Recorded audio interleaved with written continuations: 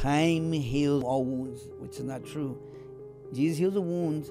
Time suppresses and hardens the heart if you don't address the wounds. My wounds, trauma of my shooting wounds, made me more hardened and evil, more violent, more crazy. I didn't address none of my wounds. So I became a monster. I saw dead people everywhere in shootings. It didn't faze me. I shot a guy and killed. It didn't faze me. The biggest, hardest thing is for you to believe that you can actually be forgiven for being a monster.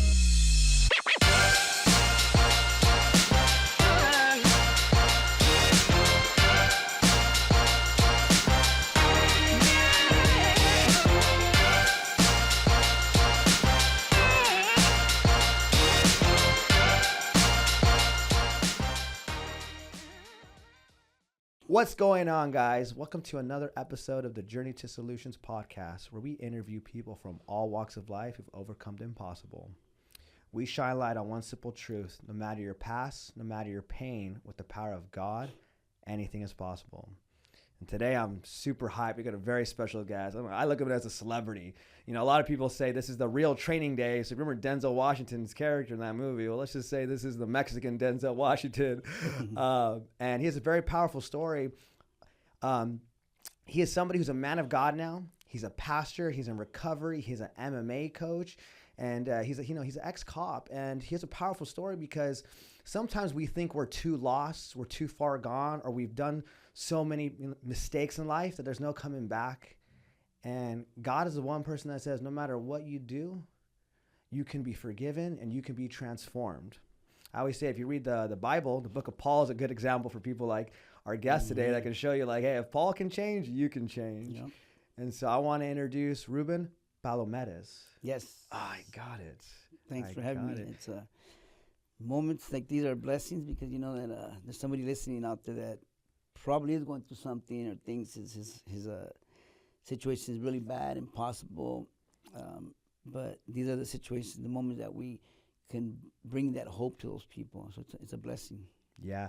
And you have such a powerful story because, you meet people with really, deep stories, heavy stories. And then every now and then you meet somebody with like a movie style story. Mm-hmm. And sometimes you only see them in movies. You always wonder how much of it's real, how much of it's Hollywood. But someone like you, when you speak, and I know like people lean in because it's just like, how did this person do all that, get away with that, survive that, this and that, and look at his life now. So for you, I want to ask you this question. Kind of let people know a little bit about like your famous situation, because I really want to kind of ask you, once you share that, like your journey of forgiving self and really seeing how God can, still transform you and give you another chance at life. Yes. The funny part about my life is I never thought that it was anything like odd, because I always thought living where I lived, growing up in LA, you have to be strong-minded and you have to be tough enough to survive the streets of LA, because I grew up in LA and around me you always had gangs, you had violence. Because what year was it when you were in like your, I guess, teenage years, elementary school years in LA? In LA and the elementary years, well, I would say high school, it was the 80s. It's the 80s time in LA. Yeah, 80s. Early 80s in high school. So during that time in LA, there was a lot of stuff going on with the gangs and people were moving drugs left and right. I had family members in gangs and family members, moving drugs and getting killed due to drugs, or some of them becoming addicts. And I grew up in the gym too, though, that was in East LA, that was surrounded by all the projects, Aliso Pico, Ramona Gardens, VNE, all these projects, Estrada Courts, all these projects brought all different kinds of gangsters into the gym where I grew up. So it was like a neutral ground, but you had gangs from different neighborhoods coming to the gym to work out. They had basketball, they had weights, but I was boxing in this gym. So I interacted with a lot of people in there, but I always knew that gangs was something I was not going to get in it. I would never entertain it and never thought about thinking of joining it, because I like to be my own person. And I grew up in a home with my stepdad, who was abusive and an alcoholic, would take out his anger, his frustration on me. So I thought to myself, if I can't stand being told what to do at home, or I can't put up with that, why am I going to be told what to do for somebody out here in the street, or told how to live my life? So I'm not gonna do that. And at that time, did you know you were in a dysfunctional family? You know what? I think because of culture, the Hispanic culture, most of my uncles were all alcoholics. My mom's sisters were married to all these uncles of mine were alcoholics. So to us, it was like every weekend they'd party, get drunk. Sometimes they got into fights, and we thought it was a normal thing. We were just we were kids. We were all cousins, hung out and interacted and had fun as little kids because that's what we did. Just play while the men getting drunk, the moms, the aunts cooking in the kitchen, or being moms and doing the mom thing in the Hispanic culture. To us, we didn't see it like that. I didn't think it was a dysfunction. I just knew that we had a big family, had 10 brothers and sisters, and I just saw my mom struggling financially, trying to make ends meet any way she could to pay for the bills. And then my dad being an alcoholic, not always sober enough to go get to work, because there was a time he'll survive to work for a bit, and then he's drunk, he'll lose his job or something was going on, or he'll spend the money on alcohol. And being an addict, I guess it's something that you don't understand an addict until you get to that place yourself, or you interact with someone and you start talking to them. Because I didn't understand my dad as a kid. I just knew that he was a drunk. He wouldn't stop drinking. He couldn't stop drinking. Anytime he went to rehab, anytime he went to the hospital, he'd come home with the IV. He'll escape the hospital after being what they call alcohol poisoning. Yeah. He'd come home, and we're thinking he's going to come back better, but he'll come back with the IV stuck to his arm still, and the little bag in his hand, and a Bacardi bottle in his other hand. And we're like, and we're kids. We're hoping he would clean up, because we wanted to have a normal. We thought a normal life would be him not being a drunk. Yeah, it's interesting how the Mexican culture is like that, right? Major. I remember bartending, and every time we had Mexican artists, because I was at House of Blues, and anytime we had like Ramon Ayala would be there. Oh yeah. And it was literally it was funny, because I'm like, watch, 2 a.m. packed, last call. Everybody's getting their drink, their Coronas, their tequila. Everyone's doing cocaine. You can just tell. Yeah. And it's like, that's Mexican culture. We party. That's the culture. You get drunk, you snort the cocaine to get back to not being drunk again, to wake up a little bit. I've seen it. I was around it, but you don't think it's anything like totally like odd, because it's a common thing. So I think it's normal. It's normal. That's all we know. So it's just like, this is just how everybody is, right? Even the violence at home, the abuse, you think it's normal to get whipped and beat by your parents, and thinking everybody, my cousin, everybody gets beat by their dads, and we're like, it's normal. Thinking it's normal to do that because it's gonna toughen us up, but it makes you an angry. It can make you an angry, little violent person too, hateful person. Yeah, I was gonna ask, is that how it affected you? Because sometimes people become the angry person, or some people become the avoidant person. How did that affect you growing up like that as you started getting older? I became the angry person, that I was real low key, mellow, quiet. You would never tell unless you triggered me, because then I'll open up and beat you up, and that was me. I started having like more concerns for myself, because sometimes I black out when I fight, and I lose it. I have rage, as they say, and I started just beating on somebody, whoever, or even getting into a fight with 2 or 3 guys, and I wouldn't stop. I wouldn't care, because I would just let go. But I wasn't a trained fighter. I was a little kid. When I got into boxing at 12, and I started loving the sport, I started taking a step back because I don't want to get in trouble, or now that I'm trained, I don't want to hurt my hands. I started thinking, I want to do it in the ring. It calmed me down. Yeah. So it was like therapy, because I go to the gym. I got obsessed with boxing. I got super and totally driven to be like this. Well, at 12 years old, I was just competing. I was just boxing, learning, and then I started competing. At 1984, one of the guys in our gym came back from the 1984 Olympics and won the gold medal. So his trainer was my trainer, and then the other trainers that were there were all either world champions or good professional fighters that were also our trainers. So we're learning from the cream of the crop as fighters, and these guys are good. So we're sparring with all these guys, and by the time I'm 14, I'm sparring with that guy that came back from the Olympics. Wow. I'm getting beat up by him. Yeah. I don't care, I'm a little kid, but I'm getting better and better. Well, I started looking into, I want to go to the Olympics. So my goal was to go to the Olympics. I said, I'm going to go to the Olympics. I'm going to win the gold medal. If he could do it, I could do it. I know it's work, but I was one of them kids. I was a perfectionist. I was driven, and I was going to handle it. And I started putting in the work. At 15 years old, I fought the Golden Globes. During that time, I'm fighting guys that are in their 20s. I'm 15, but it didn't matter, because I'm still going to fight. I'm going to fight you. I signed up to fight, so it didn't matter who I fought at. I was winning these tournaments, and I started getting really good at it. but it also help my confidence. It's like I didn't see myself anything else but a good fighter. But then that became like my image too. Yeah, you're the fighter. You're the fighter, Yeah. the boxer. And then I started getting into the training to build my status to go to the Olympics. So I started being known as Olympic hopeful too. And during that time, De La Hoya was coming up too. So I started sparring with De La Hoya a lot, Shane Mosley, all those guys. I started sparring you with all were? those guys. Wow. Yeah, I sparred with all those guys.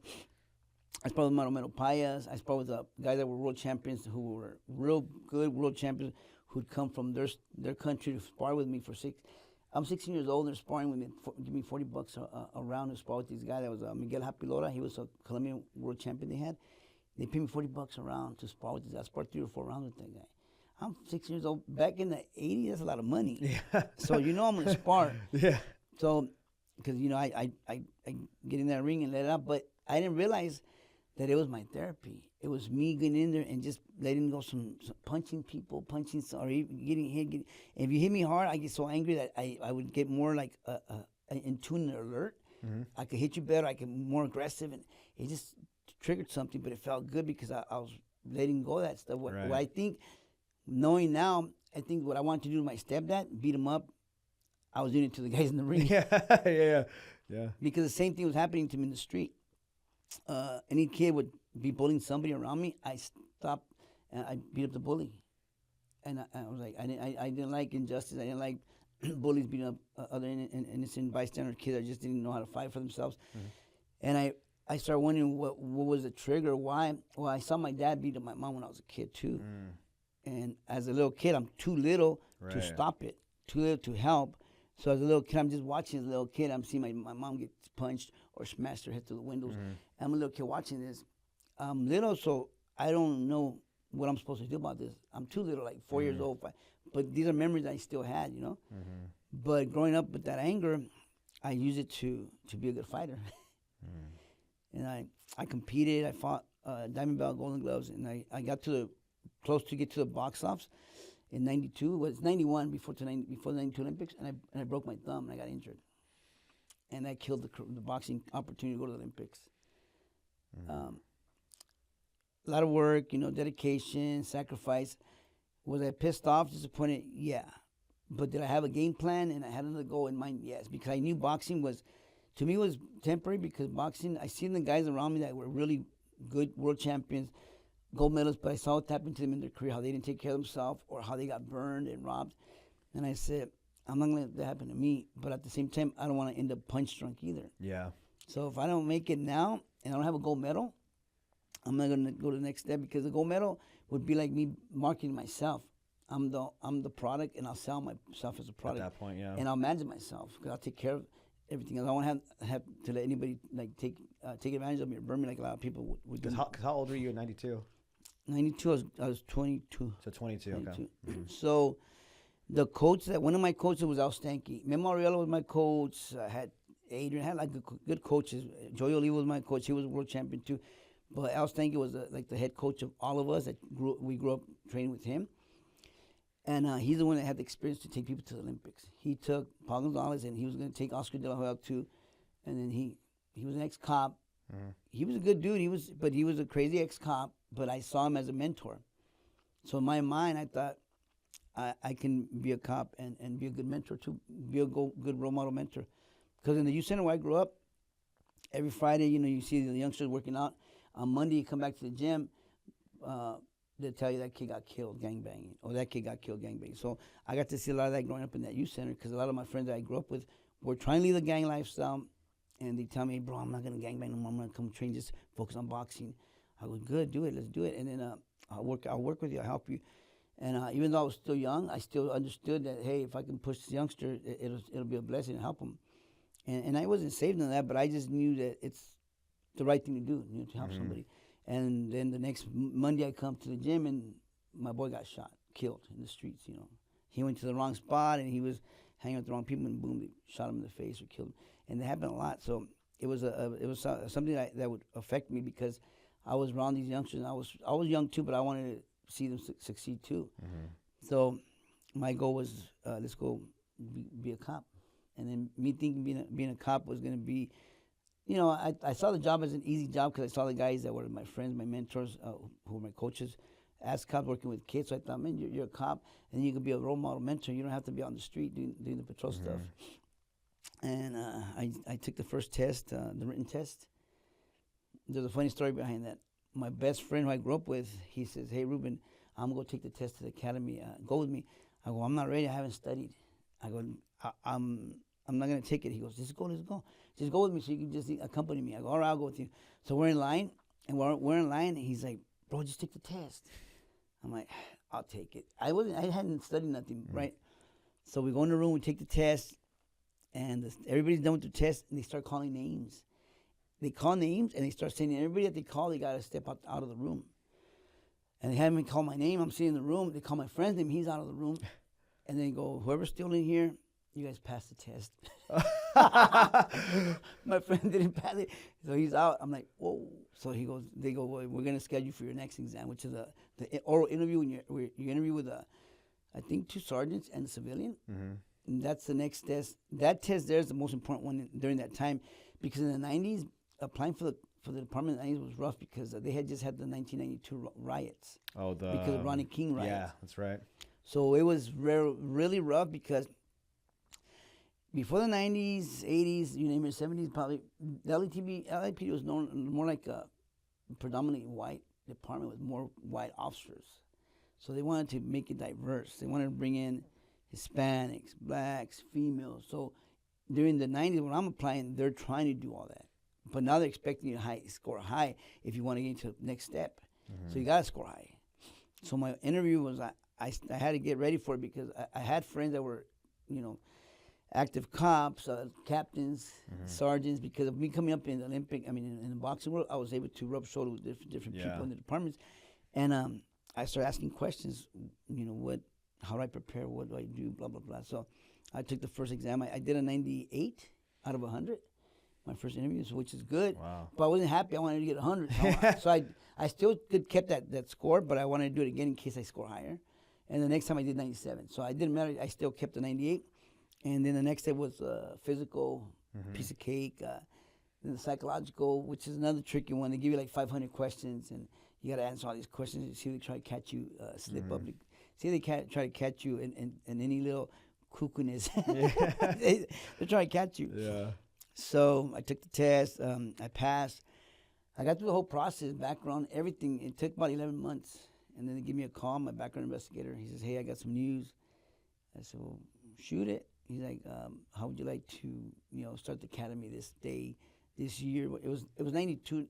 From 92 I applied. So by 93 I'm getting hired already. So I'm in the academy in 93 in the academy. Wow. 7 months in the academy. It was a piece of cake. I enjoyed it. It was easy for me. And I was just up here. I was already boxing, martial arts. I was already black belt martial arts and Hapkido. I was doing boxing, kick. All them sports, the discipline behind all that, made it easy for me to go to the academy. And a lot of people don't understand the discipline of these grueling combat sports, one-on-one sports. It brings the best out of you. It brings the toughness out of you. It develops you because it's going to put you in a place where you're competing against another person that wants to kick your ass. That's reality. So you're not with a team. You're not with your home buddies. It's just you and the other person. So it depends how hard you train, how much dedication you put in, how much you're going to get back. So I wasn't the kind of guy that was going to slack off in that sport because I didn't want to get my ass beat. So that's reality. So I was training my butt hard. So when I went to the academy, I was in tip-top shape. So I went through the whole process and I got hired. I graduated and I went to South Central Patrol. South Central Patrol is Watts. Yeah. You know that area? I do. I worked Watts. I was there for probably 4 to 5 months, and just working night shift patrol with my training officers were actually good solid guys. There were an old timer who had like 25 years on the job, good dude. The other guy was like 12 years on. My training officers were actually good guys. Not, because some officers you could get as training officers, they'll haze you. They'll haze you a lot. They'll like disrespect you. These guys they treated me fair. They treated me right. They didn't disrespect me. And to me, I could handle that stuff. But at the same time, the wrong person hates you, you might want to knock somebody out because I come from that background. So I'm like, I'd rather not have that. Yeah. So I got a phone call from Undercover Narcotics, and it's 21 Jump Street, the high school buy program. So they called me up and they said, "Hey, we want to offer you an opportunity for you to work the Undercover Narcotics unit. Are you interested?" I said, "Sure, I'll do it." What is that like? Like, how do you prep for that? How do you go into that? So here's the funny part. A lot of people, I never really shared this, so that's a good question. Yeah. They take you to an office in the Parker Center, and that's your new home, basically. And they start grooming you, training you how to talk, how to dress, how to fit in as a high schooler. Yeah, I'm 23. Like you're 20, and you have to play what, like a 11th grader. 11th grader. Okay. So I'm back down to like 16 years old. Yeah. So here I am, and the whole thing is you got to learn to talk. They're training. They're talking about the narcotics. They're schooling you in the dope game. But then you have to come up with your own pretext, your own stories. So when you're in school, you don't forget your story, and you don't trip up and give the wrong info, because you don't want to give yourself away, because the kids aren't dumb either. You know, they're gonna, if you're over there like trying to buy dope and you say the wrong stuff, they're gonna suspect. So they also take you to Venice Beach to buy dope. You practice on Venice Beach. You practice on Hollywood. What street is it where they have the stars? I know what you're talking about, like Hollywood Boulevard. Hollywood Boulevard. Yeah. They take you down there and you start buying dope, and they're just watching you. Your detectives, they're just watching you, and you're just practicing. Hey, let me get a 20, whatever. During that time, rock cocaine was big. Weed, cocaine, rock cocaine, whatever, and you just learn how to buy it and practice. But you would just book it, but you don't arrest nobody. It was just practice. You weren't arresting anybody, and then you give it to your detective, because you're under a detective. They're like the one that your case manager, basically. And so you literally have to go to class, all your classes, right? Like go to classes, study, do your homework. Once I'm ready, I get enrolled in high school, and there I am. I'm an 11th grader student, and does the school know that you're going undercover? No, nobody knows anything about you. The only one that knows that there is one undercover cop in there is the principal, but he don't know who he is. Because you can't trust nobody. You don't know what if the guy's moving stuff and he's actually involved in something, he gives you away and gets you killed. A big mouth. Hey, guess what, guys? We have a it's him over there. You know, so they have to protect your well-being too. So, I show up. I start going to class. Of course, I hate school, bro. I never liked school, and I'm like, I'm gonna play the part. I'm gonna have people do my homework, because I don't want to do it, but I'm gonna try to get the right people to do my homework. And if I have to pay somebody, I'll pay. But I don't want to do my homework. But they tell me I could get D's, but they don't want me. They don't want you to get a grade where you're gonna get kicked out of school, because your job is to stay in school and get the dope. And when you have a job like this, like, do they tell you like you're gonna be in school for a full year, like a full? Like... They tell you it's gonna be like 3 or 4 months. Okay. Because you're gonna do 2 different schools. You might do that school for 4 months for like a semester. What do they call it? Semesters. Yeah, like kind of like they did in high school. They had the I don't even remember what they call it, but they'll be on for 4 months, and then they'll have the little break, spring break. Yeah, spring break, winter break. Yeah. Yeah. So you're there for those long 4 months, and then you start buying drugs. The first week, I started getting comfortable with people, and people started hanging out with me and talking to me, and then little by little, the kids will start calling me. They give me a nickname. They call me Miklo. From the movie my hair was slicked back, and then I got a piercing back then, so I could look more youngster. Yeah. And I wear my baggy shirts, but my jeans were kind of baggy. But I cut my jeans like a kind of rebel with rebel boots. Yeah. More like not gangster out, but just like kind of rebellish, you know, because I didn't want to look like a gangster and then get hit up, because one of our undercovers before myself, he got jumped into 18th Street while he was undercover cop. And I'm like, I'm not going to get jumped into nothing. I'm just going to play the part, you know. So I started buying weed. Second time around, I started buying cocaine with people. Kids were starting to offer me cocaine. Kids were starting getting comfortable with me. I had a car, so they want to go ditching with me. We go ditching parties, play the part. I wouldn't smoke or anything, but they'd be passing around the Primo, weed and cocaine. Yeah. And I lied to them. I have to tell them I'm on probation. So I had to have a good story so they could believe it. And but at the same time, I still had to show that I'm still buying drugs and I'm selling drugs somewhere, so I could basically convince them.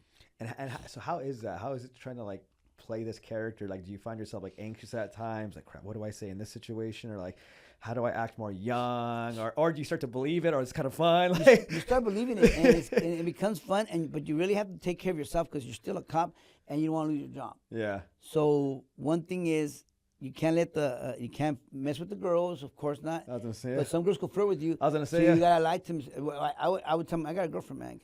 My girl's crazy. You know, stuff like that. Yeah. And they didn't think whatever.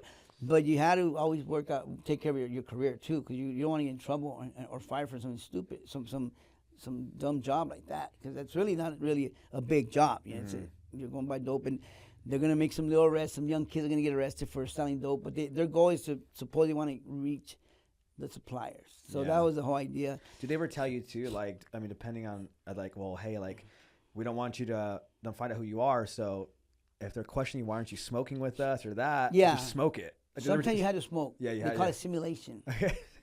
Like really, pinch it. Yeah. You're gonna get high. Yeah. So when you smoked it, you go report it, and you tell them, yeah, I smoked weed. So they report it so they can cover you, so you don't have to get tested for the department. Right. So you're gonna smoke. You're gonna do what you have to do sometimes to make it not get caught or get in trouble or get killed. Mm-hmm. So if you tell me smoke some weed, let me have it. I'm gonna smoke. I'm not gonna be like, no. I didn't want to smoke Primos, because to me that'd probably be something that I might have liked. Yeah. That's another. That's I'm like, oh no, thanks. I'll smoke weed, but no Primos. Yeah, I think I need to be undercover a little bit longer. Yeah. So I grew up around guys and my friends that I grew up. They love smoking Primos. Yeah. And they would, when we box, we compete out of this country or states, and they'll pull out a Primo. I go, I don't want it. So I already knew what it was about. I didn't want to. I see my friends get hooked on that stuff. So there I am, undercover, and we're buying dope, and after the 4 months, they do a big old roundup. I have to identify everyone I bought off. And it's different. Like, say I bought off you, and I'm gonna say the guy with the white cap, whatever, Yeah. and I'll report it, and then I'll book it into evidence. The next day I get your name. Hey, what's up, bro? Yeah. Then I get to a little bit less taking your first and last name, what classroom were you in. So that way, when they get the roundup, they go to they start calling everybody into the auditorium, and next thing you know, they're all getting booked. And I'm right there. Yup, I bought off him, and they're looking at me like, what the. Oh, is that what happens? Yeah. So they do find out that's you. Yeah, they find okay, out. Okay. And sometimes I have to go to court. Okay. And I'm like, bro, sorry, my job. Stay out of trouble. But and then, that's the first that job there is my first. That's where I got my first shootout. About to buy some PCP. And I know I say my story a lot, but that shootout, I was on the payphone. I got in the shootout with the two guys, and I got shot. And I shot the guys. I got shot in both of my legs. That shootout is what triggered a lot more in me and changed a lot more in me, because I was already brought up in violence and anger, so I knew how to fight good because I was around the violence to be a good fighter. But when I got shot, it kind of made me more mad at myself. And the department, they don't really have good resources back then, or really they're not about looking out for you back then. They were like, go back to work. So I had to learn how to self-process or self-suppress stuff in my brain. When you just got into a shootout and you shot some guys, but you got shot too. The part of that made me more mad that I got shot. Not that I shot the guy, that I got shot. So I was more pissed off at myself, because I grew up in an environment when people pointed guns to me at my face when I was a little kid to rob me. And I knew that, so I was like, here, take the money, get out of here. I didn't care. I wasn't going to get shot for some $20, $40. But this is different. I'm an undercover cop. I got a gun on me and a badge. If they find it, they might still kill me. So I'm not going to just give it up. So I had to fight for that one. And getting caught off guard is what really pissed me off.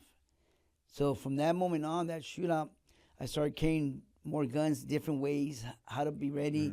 I started just going into a different fight mode, And what do you think? Because some people are in that situation and they become traumatized in a sense of like, I can't do this no more.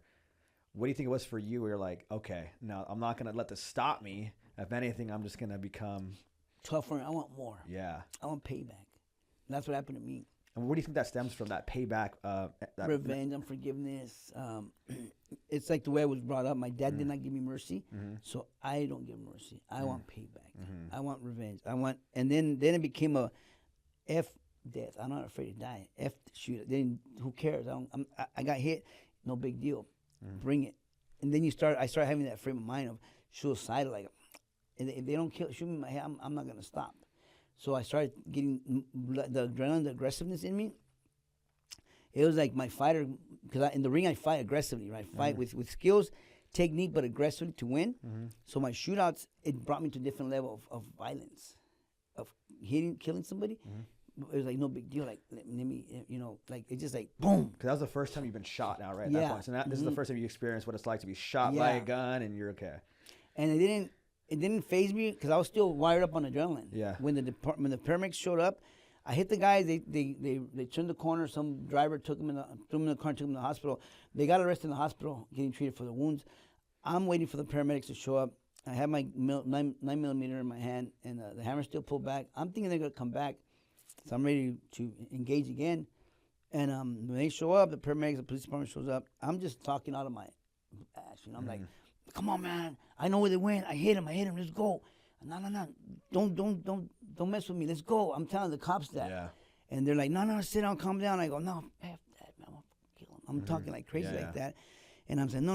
And they're like, relax. And they're like, okay, tell us what happened. So they sat me down, and they go, we need to see if you have exit wounds. We want to make sure you have exit wounds, because if you don't, we have to make sure we get those bullets out. And I'm like, all right, whatever. So they start tearing my pants, and I'm out in detail. Everything's so slow though that you can see.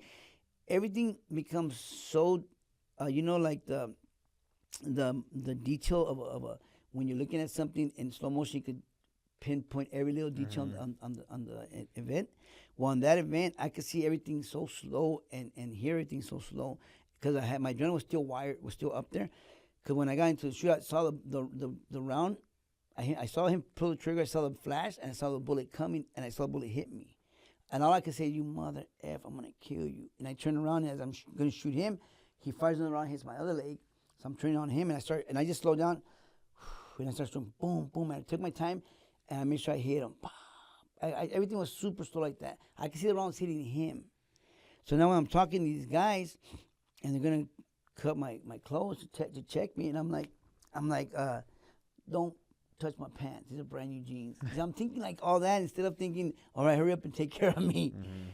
So when you cut my pants and you look at the legs, they go, you got internal exit wounds on both legs. And I don't feel nothing yet. Maybe seconds go by, or a minute, I don't know, as they're talking to me. Then boom, the pain kicks in. Like the pain was, I have pain tolerance, but I could feel this pain that I know I could take it, but I was like, ooh, that's painful. And they hit me up with morphine, and after that, it's a wrap. I was chill.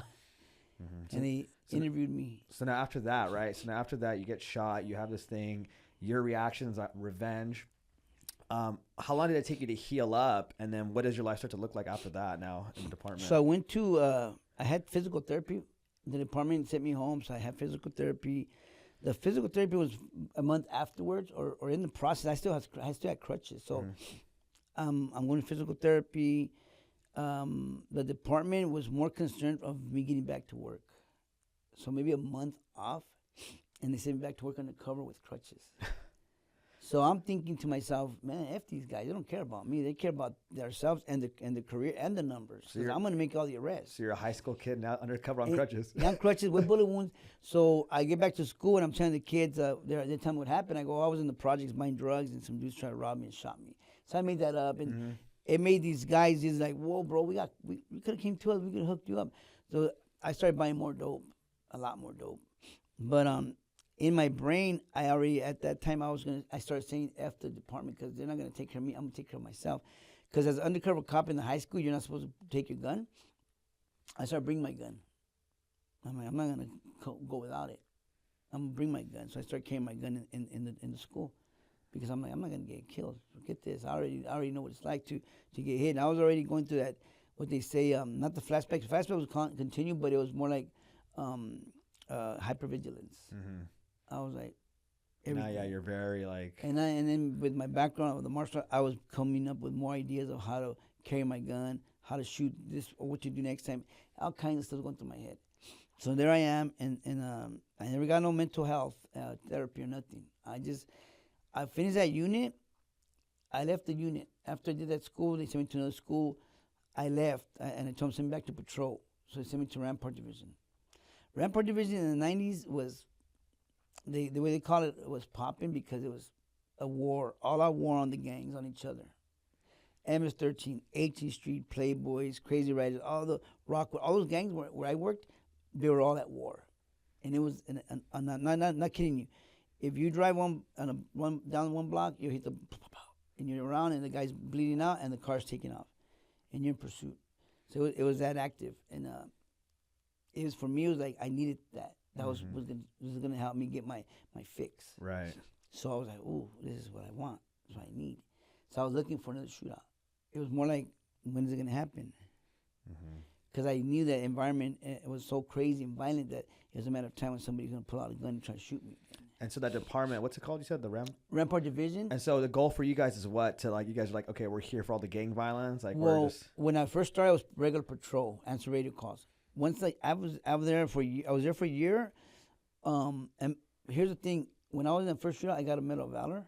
So that kind of made me look like a stud for the department. And everybody looked at me as someone that's been tested. Yeah. So specialized units like guys that have been tested, that they know that he's gonna have their back. Yeah. It's a trust thing and everything. Right. So now I did patrol for a year, and I kind of proved myself, and not intentionally. I would just be me. Yeah.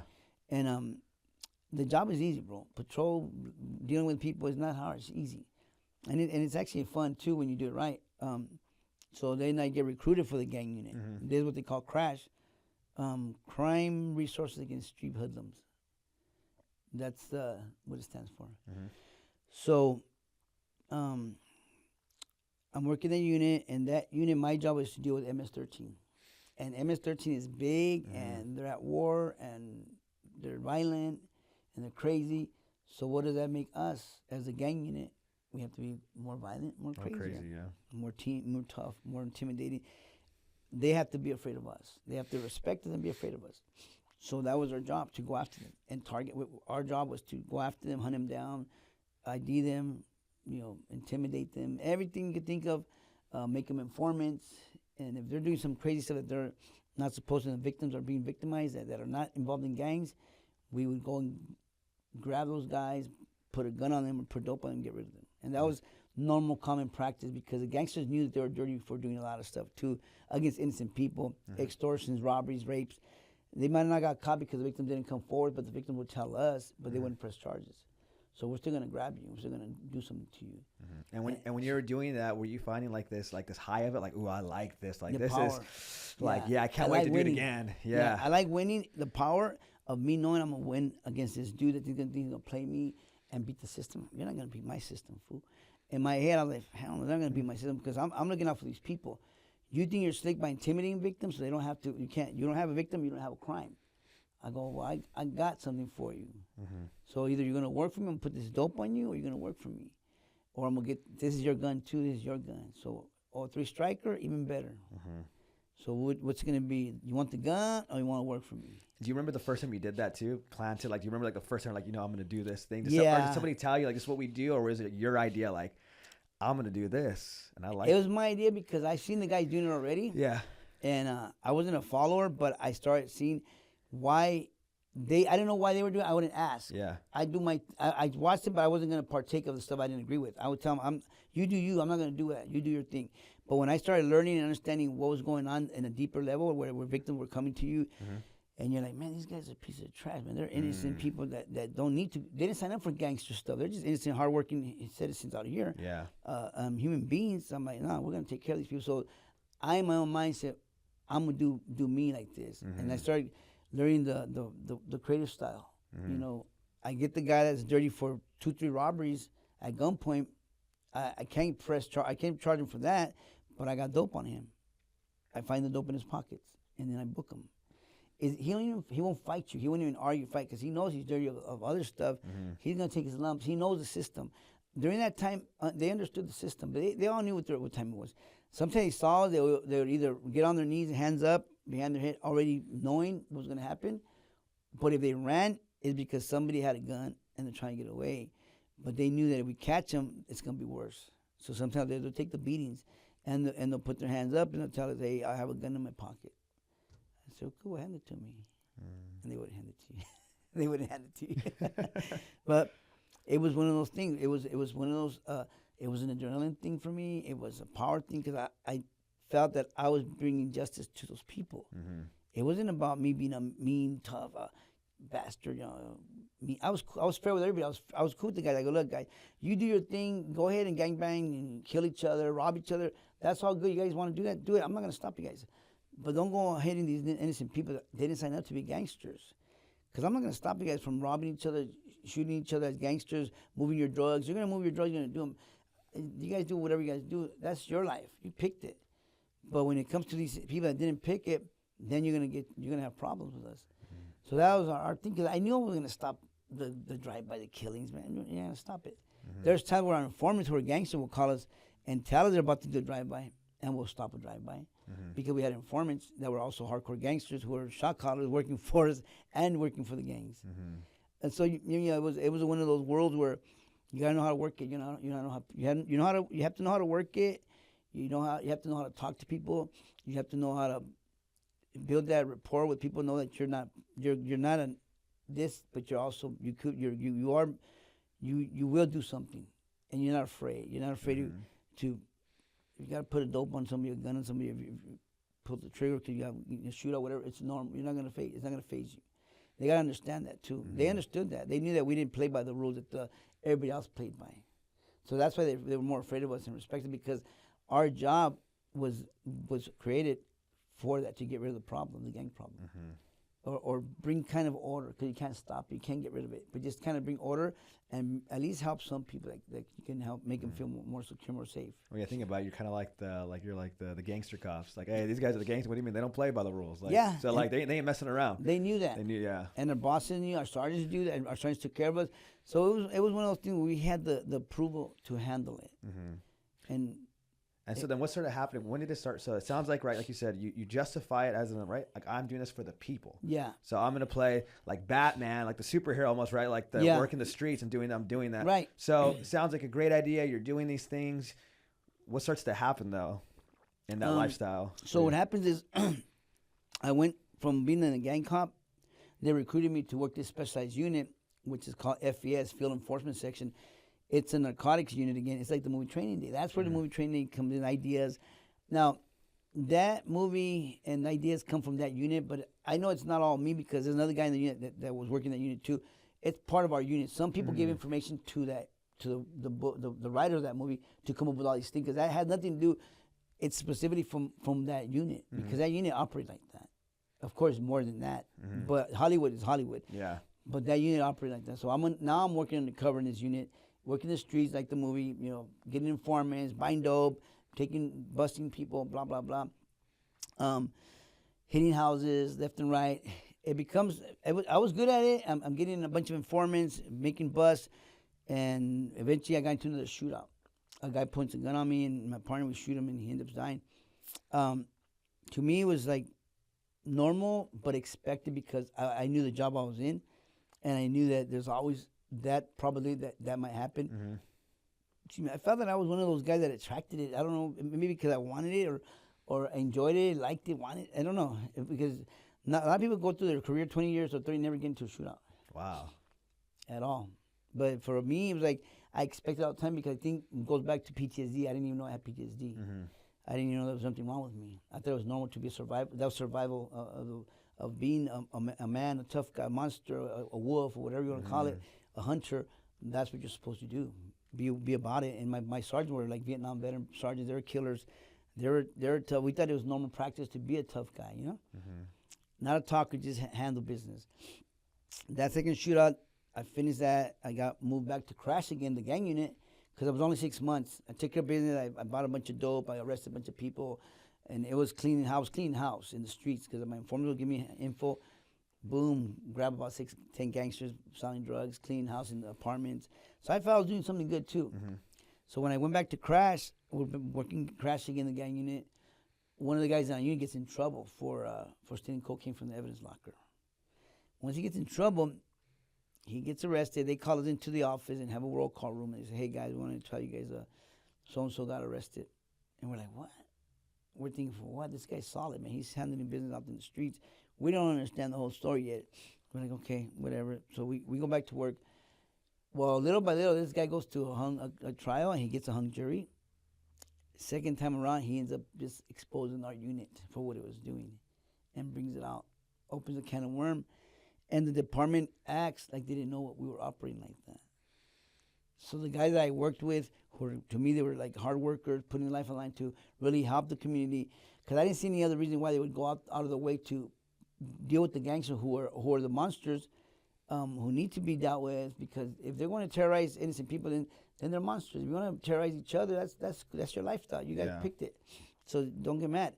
But when you're doing that, our job was to handle that. Well, now you're getting all these guys in trouble because you're saying that they're operating this way when the department told us to do that, and they knew we were doing this, and now we're getting targeted. So that's where my revenge and my anger kick comes in. Another level. So I'm like, oh yeah, so F you guys. So then I recruited like 5 cops, and I started calling some of the connections that I knew that were moving drugs or knew where the drugs are at, and I say, hey man, put a job for me because I need to make some good money, but make it worth my risk. It's got to be $1 million plus up, or I'm not gonna do it. So he gave me a phone call. We hit a house in like fake warrant. Mm-hmm. I stole some cop cars, and then we hit a house, and we came up on close to $1 million in cash and 15 kilos of cocaine. That was the first time. So that was the first time. That was the first job I did, and that was a robbery. We're gonna take it. We're not gonna keep it. I mean, we're not gonna turn it in. We're gonna keep it, and we're gonna let them go. And what was your so if that was the first time you doing that, like what motivated that to be the idea? Like, all right, this is how I'm gonna get revenge. Like, because I started hearing from my informants that the gangsters, all these dudes were moving so much dope out there, millions a month or whatever for that stuff. I'm saying, well, man, I'm gonna rob these dudes. Why are they getting all the good money? Let me get some of that money. Mm-hmm. That's how it just came to my head. Yeah. I said, I'm gonna hit these dudes. So when I did that, I got addicted. It was easy. It was a good high. It was free money, easy money. You're slapping the guys in the face. And at the same time, I was getting revenge on the department too. I'm slapping them in the face. I'm slapping these guys in the face. I'm like, forget F everybody. I'm going to do me. I'm not going to put my life on the line anymore for these people for giving me that chump change. I started thinking like that. So I hit another house. I got like 500 pounds of weed. Had my guys moved it. Everybody got paid. And since I was a boss, I was keeping a big percent of the money because I'm putting myself on the line for everything. Yeah. I know the risk. Yeah. I know it's either a shootout and I die, or prison. Or I quit on time without getting busted, and that's cool if I could do that, right? Mm-hmm. My intention was to do that, not to get caught. So I'm working. I'm hitting these houses. I'm getting kilos of cocaine. I'm moving cocaine everywhere. Moving heroin. I'm hitting the house and finding kilos of heroin. And what's your lifestyle look like at this point when you're making all this money? Is it kind of showing? Like, are you buying No, I'm not showing nothing. Okay. So I was the kind of guy that knew how to be low key about it, but also knew how to try to disguise it. I had my gyms. I had my first MMA gym back in the '96, clean, legit. Mm-hmm. By this time, in '99, when I started doing this stuff, I already was opening another gym with some of the guys from some of the Gracie team, and I'm doing all this, but nobody knows except the guys that work for me. And I tell them, look, keep it to yourself, don't show off. But then I laundered some money to buy a house, and I bought a big old house in Diamond Bar. And that, to me, was like, the way I did it was smart because I made it like an inheritance from my grandma that passed away. You know, try to hide it really good. So I wasn't trying to flash. I wasn't driving a flashy car. I wasn't wearing all fancy jewelry. It was just low key. I kept doing it. I'm still trying to keep it low key, but I'm trying to learn how to invest my money to just launder my money. Yeah. My whole goal is to launder money, hide money, launder money. And I'm hitting houses. Like sometimes I hit a house and take 50 kilos of cocaine in a spot. I can make, and with half of that, I make over $1 million real quick. And I'm moving in, have people moving in for me. I'm telling them, you give me 20 grand on that key or 30 grand on that key, and you keep the rest. I was just big time drug dealer. And I'm moving drugs from cocaine, weed, heroin. I started moving glass. I had the gangsters cooking glass for me back then. I stole boxes of, I jacked the house on the box of the ephedrine, for 4 pounds a bag. I had them cooking it and giving me my pound for 16 grand. So I was doing everything. I didn't care no more, bro. I was like, who cares? I don't care about nobody. And are you getting high at this point? Do you get any drugs? The only thing I started doing was drinking alcohol and smoking weed, because I thought that's the only thing I would turn off that spinning wheel in my head. Yeah. Because that spinning wheel was always crazy. Violent thoughts. How I'm going to get rid of these dudes and I started looking at the guys in my crew that maybe I have to whack some of these guys. Yeah. somebody might be snitching. Were you always like looking behind your back? Would you have trouble sleeping at night, kind of like looking like if somebody? I had my house full of cameras, Yeah. dogs, security alarm system. I was armed to a T, rifles, M16s, 308s. I have everything, and I had guns with silencers. Yeah. They knew about the name. I don't know what happened to them, but I had weapons everywhere. Dude. You name it, I had it. And I was ready, and I had a vest on in the car, so if I could shoot, put my vest in my head. I was out of control. Yeah. 50 caliber Desert Eagle. Yeah. I had the magazines loaded up in my car, because back then it was not as bad. You could buy all kinds of stuff, and then I'm a cop, so I was buying all kinds of stuff. I was loaded, bro. I was ready, and thought if it comes for me, I'm ready. I wasn't afraid to get killed. I wasn't afraid to die. I was just crazy, and I was on a suicide mission. If it happens, it happens. But at the same time, I started plotting and planning how to whack certain people. I was going to take out my chief. I was going to take out a lot of dudes in the department. So I started planning, plotting, and saving money, getting organized by myself. I wasn't going to tell nobody, my crew. I wasn't going to be like, I was going to do my own thing. I started getting hired from some of the cartel guys to do stuff for them. I said, nope, I'm not. Do this for me. I go, nope, you do it yourself, because I don't trust you. Because what if I do it for you and then you go snitch on me? I said, I'll get paid and I'll take you out too, because I don't want a witness. Yeah. So they'd rather not even mess with me, because I was that crazy, you know. Yeah. I said, no, I'm not. You do your own thing. So I saw a lot of betrayal amongst each other, a lot of people. And I started realizing, man, these people, everybody's backstabbers here. They're giving me a call and say, hey, my best friend's got a ton of weed at his house. Come hit him. Okay, I'll go rob him. I'll rob him, give him 300 pounds, I'll keep the rest. I didn't care that's your friend or not. I don't care. I'm keeping the dope. It's business. But I saw the betrayal from amongst everybody. And then little by little, I didn't realize, like, the guys in my crew started turning on me, betraying me, doing their own thing. I started finding out through other people. And I'm thinking, man, I'm going to have to take these dudes out too. I made them rich. I'm making money for it. I'm making them rich. And I'm the boss, and they're turning on me like this. So I got to a point 2 years of this. I'm getting tired of everybody. And during that time, I had to get a surgery on my shoulder. So I got the surgery, and I told the guys, hey, I'm going to be out surgery, blah, blah. But I was still hitting houses with a 28 staples on my shoulder, morphine hooked up to me. And I was still robbing houses of cocaine and weed. And I didn't care. I was still out of control. Yeah. And one day, my cousin and his friend invited me to San Diego to meet the Colombian connection. They say, hey, he wants to meet you because he has a debt. He wants to collect the debt for him or train his people in self-defense and tactics. Because I had a crew, too, that I taught self-defense and tactics for different departments. And I had my gyms. So I'm like, for what? I don't really want to meet this dude. And then they asked me for $100 grand. My cousin and his friend asked me for $100 grand. They're going to buy 10 kilos of cocaine from this guy. And I had money. I had just gotten 50 kilos of cocaine. I had been making all kinds of money by selling these keys. And I said, all right, I'll go meet him. I said, but I'm gonna leave. I'm not gonna part of your stuff.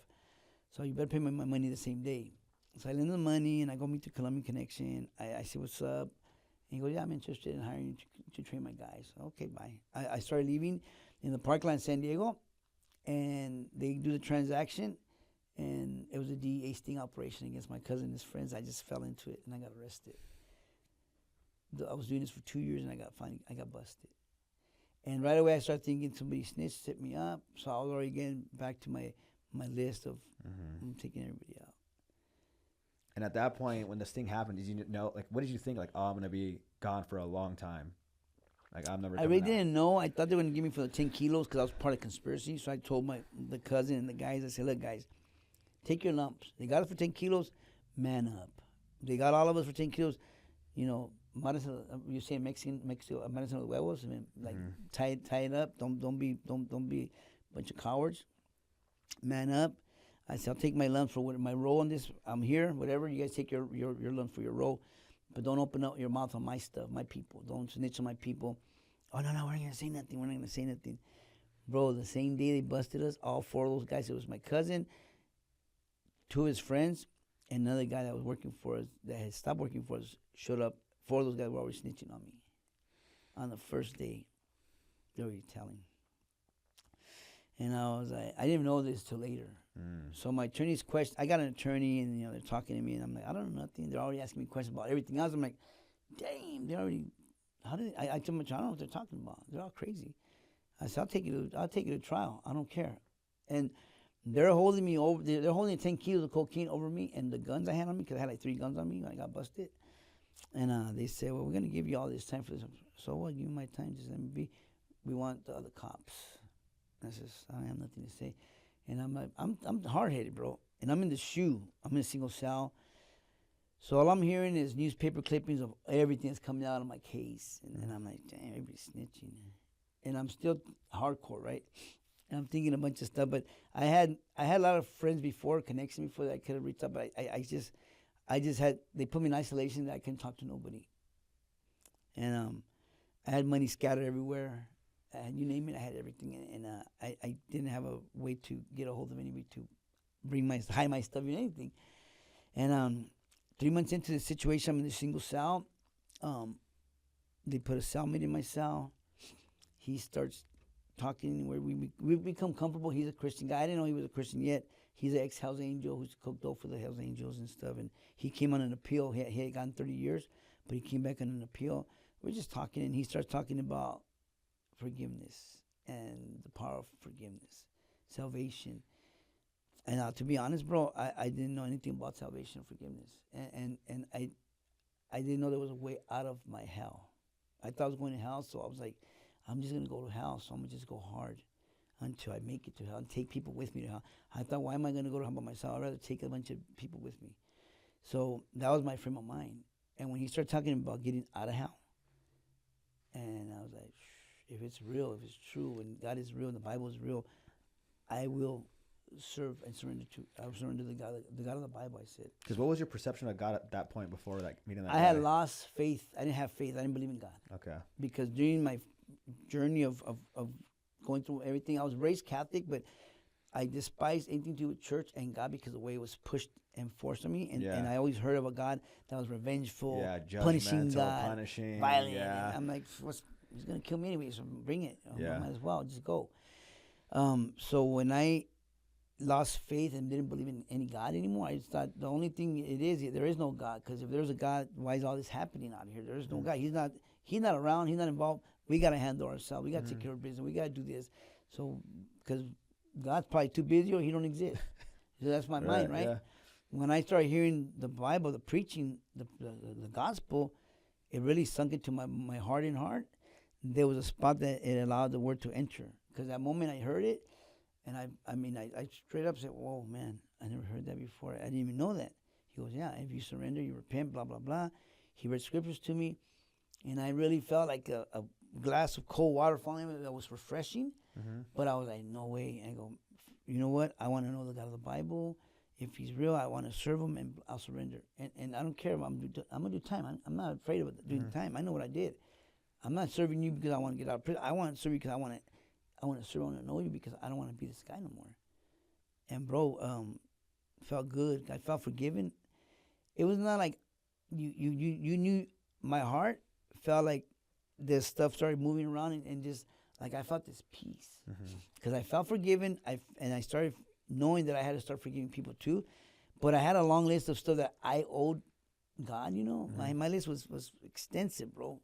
If he's forgiving me for my stuff, because I had a lot of bad stuff I've done, I said, man, if he's forgiving me, I'm willing to forgive any and everybody. I don't care. And this is in the Bible, right? If you want to be forgiven, you better forgive others. Yeah, so I'm like, sure, I'll forgive them. What they do to you, I'll forgive them.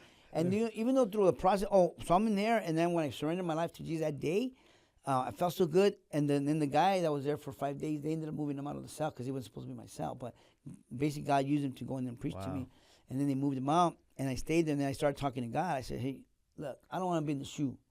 Put me in general population so I could learn more about you. I could study, fellowship with other believers, because I need to learn more about you, and I want a fellowship. They moved to general population.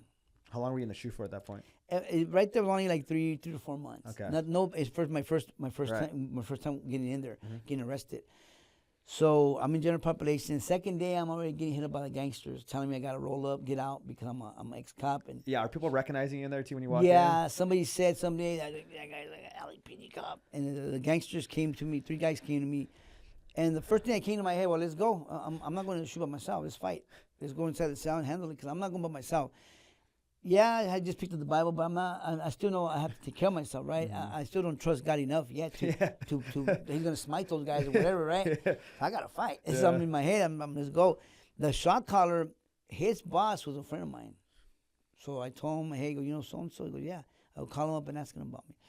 To me, it's all God time, you know, the divine connection, the divine timing. Because the guy called the guy, and they left me alone.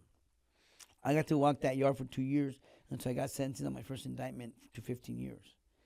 By this time, I had 2 years in, and I pled guilty on my second indictment. And then they moved me to San Bernardino County Jail. Well, while I'm in the unit still for 2 years in San Diego, I'm starting to preach the gospel. I'm preaching to everybody. I'm preaching to every background. I'm telling them straight up, yeah, so what? I was an ex-cop. So you're a gangster. You're an addict. What's the difference? We're all sinners. Why don't you just surrender today? Why wait? What if you don't make it home? You know, I started preaching to everybody there. I started Bible studies. I started studying a lot. I started doing correspondence courses. What do you think it was about the Bible or Jesus? Let's say, what do you think is about Jesus and that Bible that for you just became so like, again, like it's like that same infatuation you got with like fighting and violence and all this and all these things, right? The power. Like what do you think Jesus was doing where it was kind of almost like that same thing for like, whoa, like I want this and I'm going to preach it. It's basically his presence. I experienced the love of God that I felt it when I got prayed for. They laid hands on me and I got baptized in the Holy Spirit. I felt God's presence that overwhelmed them. It overwhelmed me. I broke down in tears.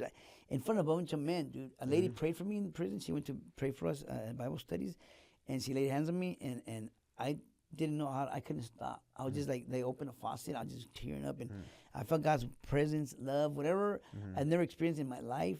God had it for me that day, and I felt that. I go, whoa, man!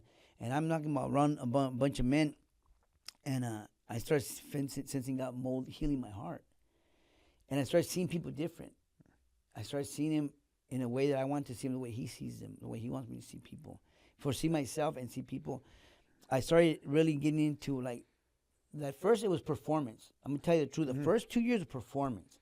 But I felt the presence and love of God that was overwhelming, that I enjoyed. But I want to stay in that presence all the time. But then I was a performer too because I was preaching and helping people. But it was more performance because I wasn't healed yet.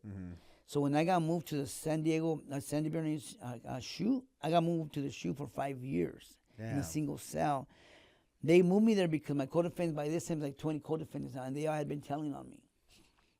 So they wanted to keep me away from the guy. They thought that I was gonna kill them. They don't understand when you surrender your life the right way, you're not gonna do that no more. Right. But they don't know that. They don't know that. The feds don't know that. FBI don't know that. The prosecutors don't know that. Like Ruben's gonna get everybody. Yeah, they're thinking I'm faking it, and people are saying that he's just playing the part because he's crazy. He's a slick dude. So they put me in the SHU to keep me away from those guys, and then there's where God started breaking me and molding me. Because there, I had to face my issues. No more could I help nobody. No more could I perform. Who am I performing for? It's just me and God now. That's 5 years is a long time. Either it's me and God, and He starts to help me. So I started, it's super long, but I said, you know what? I trust you, and I believe you. I believe that you have a reason why I'm here. So please show me, so I don't have to go in the wilderness forever. I want to learn. Because that was your wilderness, right? That was my wilderness, yeah. So when I'm in there, a lot of stuff starts coming out. There's 13 cells. Every cell is occupied by someone from the Aryan, Emme, Notilla Riders, you name it, they're all occupied. So there's 13 cells, and you got to put up with every personality, every crazy dude in there on drugs or shot caller or wannabe shot caller or dropouts. You name it, you got to deal with everybody's personality. And you're in a single cell, but you still interact with all of them. And I'm getting triggered, and I'm telling myself, well, I'm gonna kill that guy. Because the first thing that keeps coming to my head is violence. Right, that's only natural reaction. Kill. I'm in prison. Lifers, kill. I gotta kill him before they kill me. That's all I'm thinking. I'm thinking, well, I'm a Christian. I'm not supposed to think like that. So I start talking to God, and I'm like, Father, why do I still feel like this? And one day a guy triggered me, and I wanted to say something. Because if I open my mouth, I gotta handle it. I can't just open my mouth and not take care of business, because that's not the way it works in prison. So I'm like, oof. And I go to the corner of the cell, because I'm in a single cell. I go to the corner, and I'm heated inside, and I can feel that evilness coming out of me. I want to snap. And I felt God said, tell me what you're thinking. I know what you're thinking. Why don't you just tell me? And I vented to God that day. I vented to God in a way that I've never vented to anybody. That felt so good. I said, yeah, Father, I want to kill that mother effer. And I told God, I know I'm cussing. I know I'm mad. And this is what I really feel. It's in me. I don't want this in me no more. But I feel it. I feel it. It's coming to me. And it's not, I don't like it because it's not pleasing to you. But that's what I really feel. And I just let him hear everything about me. And then I said, but please help me forgive this person. and please help me heal from this. I'm not this guy no more. And bro, that was the best moment, because then after that, I started getting more involved with more desperate for help, that I had to reach out to professional Christian psychologists. And I had my sister calling them for me, and they started visiting me. I'll do 3-hour sessions with them sometimes, and they'll come see me, and they'll start working on me on the childhood trauma, unresolved issues. That's where they went to the root of my problems, bro. I started getting books and boxes of books to study to equip myself more, but also get to know myself better and get to know God better and experience really what is to unconditional love that God has. I finally started experiencing love, because my stepdad never gave me love. I never felt love from him. I didn't know he was my stepdad until I was 17. So all along, as a baby, as a kid, I was born my mom was pregnant when she met my stepdad. So when I was born, basically, he's the one that was in the hospital for me. And all I knew was him as my dad. So all I wanted to do is experience my dad's love, but I never got it. I got violence and violence and more violence. So I experienced hate. So when I finally experienced God's love, I started like really understanding forgiveness. I started I forgive my dad, I forgive everybody. And I started wanting my dad to get right with God. And he was an alcoholic, but by the time he was 60, I was already in prison 1 year. And he stopped drinking. I started praying for him. He stopped drinking. He sobered up. He got right with God, and he got healed from all that stuff too. He got delivered from all the stuff he had. He had a bad childhood too from his real dad. And you start figuring out that everybody has wounds. Everybody's got something happen to them. They just didn't become that monster, and all of a sudden there's a story behind it. So the more they work with me, the pastor, the counselors work with me, the more I started experiencing the deep healing in my heart, but also the transformation of me being a man and obedient too, accountable. I'm starting to want to obey God obediently, now I'm accountable to God. Nobody's watching me. I'm in a single cell, but I was still going to be accountable to God. I know who he was. No, I couldn't fake the fun. I wasn't going to fake it. I can't fake it to him. Let me ask you this too, because what I hear with your story is it's very common, right? Like I always tell people, like, for me, I always get irritated when I remember I'd be like younger, and my guy friends were in high school, college, right? And friend gets a girl pregnant. I'm like, bro, you got her pregnant, dude? Like, why? Dude, we're still like in high school. Like, I'll be fine, bro. I'm like, but dude, you don't work. You're like, dude, you're cheating on your girl. Like, you know what I mean? Like, I'll be fine, bro. I'll be a good dad. And they're not, right? And they're not there. And you see how it is. Yeah. And I start to realize, like, man, a person should really think twice before having a kid as a father. Like, hey, are you actually going to be there? Yes. Because you see, if you don't love your kid the way they need it, look how it affects the kid. Oh, you damage the kid. They're like, and the Bible does say that the fathers are holding the arrow. The kid's like the arrow inside his sheath, and he's the one that directs the arrow where it goes. That's what it says. And he can really damage a son or daughter if he doesn't understand how to love that person. And it's simple. And you said that through your story, right? It's like you subconsciously are looking for your dad's love. Yeah. So you're looking for, whether it's in the ring. You're looking for it in the police department. You're looking for even if it's like mentors and whatever. And then every time the mentor or the person you look up lets you down, betray you. And it's like, man, you open up your heart again to these father figures, and they hurt you. So you're getting angrier and angrier, more calloused. And then you're like, okay. Everybody you isolate yourself. You don't want nobody close no more. You don't want nobody near you no more. So how was it for you now being able to, how was it for you being able to trust now, like, well, this father won't let you down now. This father won't betray you. Like, this father will never forsake you. So that took time in the process, because I had to heal from my own stepfather wounds, father wounds, parental wounds, you name it. I got molested as a kid too by somebody. So those things I was starting had to heal from a lot of betrayal. And I really never got deep into how that happened either, but it was a neighbor. But he befriended the whole family. So people think that people that are nice to you, I started hating nice people because I didn't trust them. I always thought nice people just backstab. They just want something. So was he Mexican too? Yeah, he was Mexican. And it's crazy too, because in a lot of Latin culture, there's a lot of that. Yeah, a lot of them. You hear about the uncle, the weird this, the neighbor, a Mexican. It's like, it's so sick, disgusting individuals who didn't get help, and now they want to victimize another person. And to me, that made me more violent too as a kid. But anyways, here I am in prison. I don't trust nobody yet. But I'm learning to trust the Father in heaven. And I tell the Father in heaven, look, Heavenly Father, I don't trust you enough yet but I know you're real. I know you'll back me up. I know you have my back. All that, but this guy over here, I heard stuff, and I feel like I need to go beat him up or do something to him. I don't want to. I want to do the right thing, but I need to trust you. I need to learn to trust you. And I will feel God say, well, just go talk to him. And the minute I did do the right thing and talk, God would just help me resolve the situation in a different way. And the guy will break down, bro. I'm talking about like shock collars. I'm thinking I'm going to kill them. I'm going to hurt them. And God would say, no, you're not. So the more I trusted God, I took the step of faith, the more I knew he had my back. And even in my sentencing, they had, if I would have went to trial, I was going to get 100 years. The co-defendant that went to trial, my case got 102 years. Yeah, now then they dropped it to 84. Now they dropped it to 40. But he's still doing a lot of time. Is he still locked up now? He's still locked down right now. But he went to trial. And we were all guilty. When I pled guilty, I told everybody, I told the prosecutor and the FBI and my attorney, I'm pleading guilty because I'm guilty to God. Because everybody, all you guys are corrupt, man. I'm pleading guilty to God because I'm guilty to God. And I'm going to do the right thing. I'm going to tell myself, but I'm not telling nobody else. But I'm pleading guilty to God. And they go, okay, we believe you. Because I was playing with them. I was going to go to trial. I was fighting with them. I was pissing off the FBI, the prosecutor. I was making everybody mad. My attorney, I tell myself, I don't even trust you. I was really like straight up direct. So when I pleaded guilty and I started trusting God for that, I took the step of faith to tell him, I know that I don't deserve nothing. I'm asking for mercy because you are a merciful God. I don't want to be stuck in prison for the rest of my life.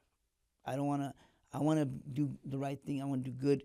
I want to be able to be there for my kids. Even though I'm missing out on my kids now, I still want to be a father to them. Even though I know I'm separated from them, I still want to live a life that is pleasing to you. So when I got sentenced, I was supposed to get, at first they were going to give me 28 years. And I fasted Friday, Saturday, Sunday, Monday. And I got sentenced on Monday. And the prosecutor and the FBI got up and argued to the judge for me. And they ended up giving me 18 years instead of 28. From the 100, I went to 28, and then from 28, I went to 18. And that was all God. I had to trust God, bro. It was, when you learn to trust him and you take those steps, look, you could be in a situation that is like the worst, that you have two choices. You trust him or let your situation just define you and finish you. Because we have no choice. You have a choice to say, I'm going to trust you, or I'm going to take this over here, and it's the worst thing you can take. I'm going to trust him. And I did. And he turned out to have my back and take care of me. He's been doing it for me. I did my time in a lot of, I went to a lot of yards. I got moved around from yard to yard. I did 16 years out of 18. The 16 years out of 18, God used me to preach, to counsel people, to work with people with mental health issues and their addictions. And I got to see a lot of people get restored, life restored, healthy, emotionally, psychologically. I saw God restore people's lives in there. And I saw the power of how God can do that.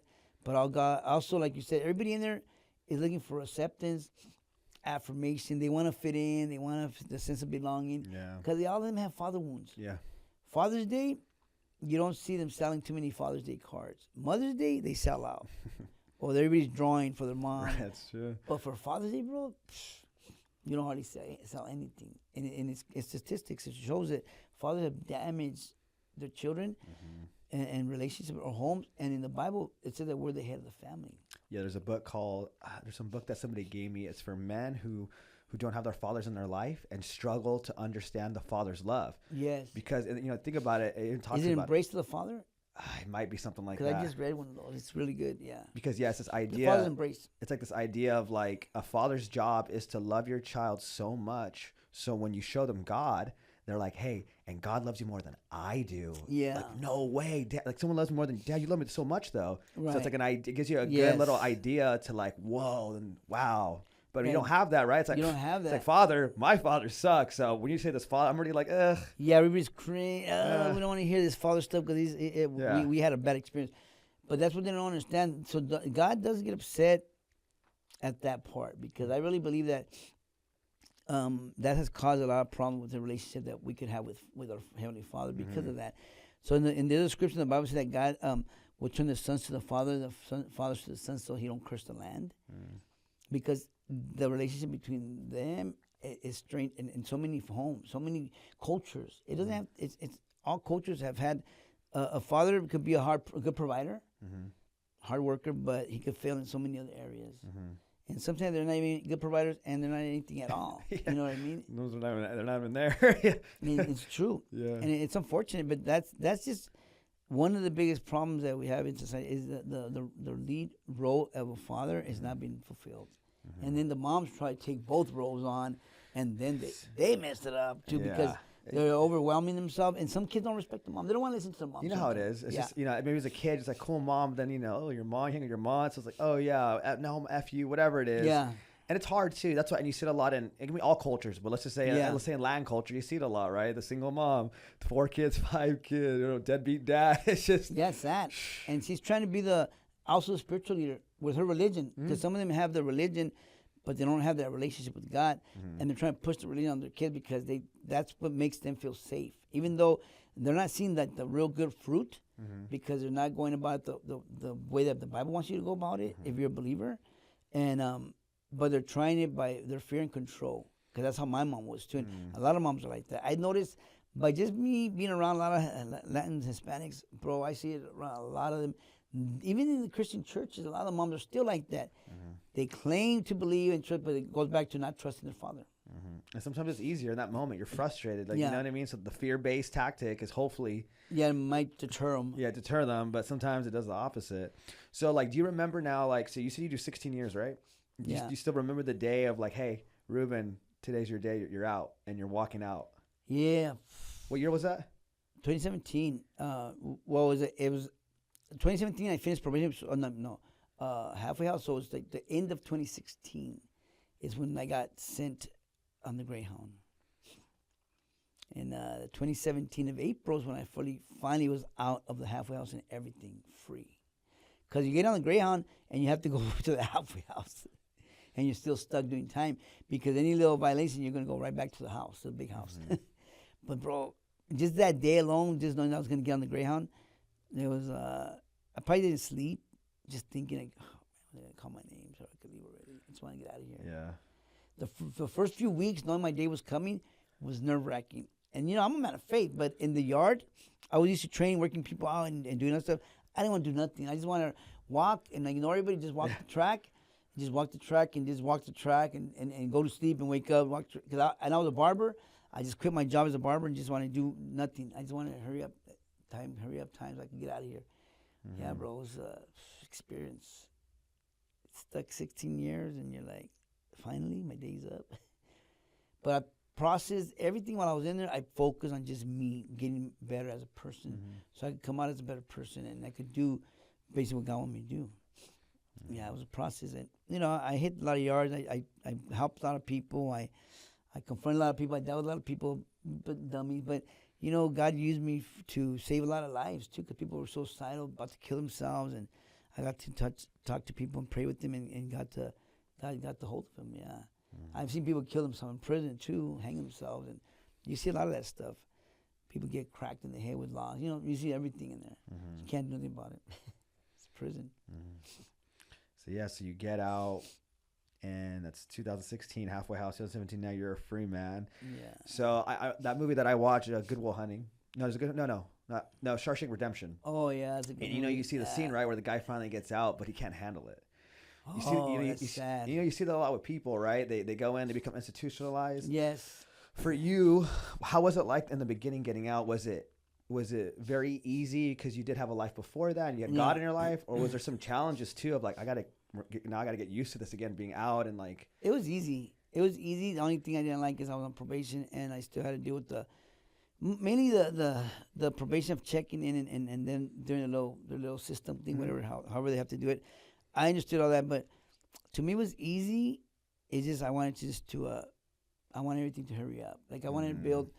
I wanted us to interact with my kids again, spend time with them, build a relationship with them again, and I wanted to get a job and start paying bills. Yeah, be a person of society. Yeah.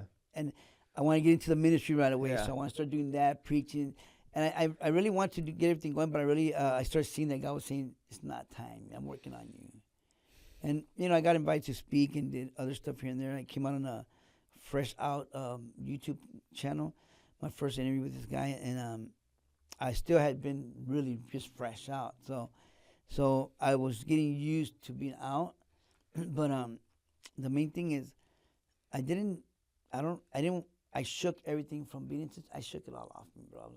I'm like, one thing I should tell the guys in there. I go, this is temporary for me. You guys could. I should tell everybody, I'm not gonna be institutionalized because I would see the guys clean themselves like it's their house and doing everything that they won't do in their home, in their own house.